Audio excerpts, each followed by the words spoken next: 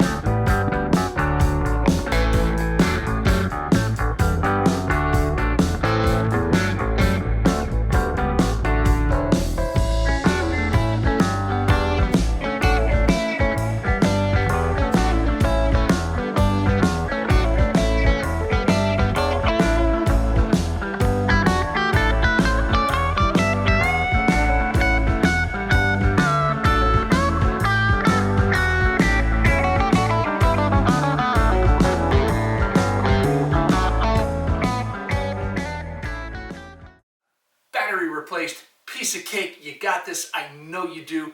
Nice, easy project. Couple tools. All you got it. The only thing left to do is to take this back to the store and get the core fee returned, which is a standard part of buying a battery for a car. So if you like this video, give me a like. Hit that thumbs up button. Subscribe to the channel because that really helps me out.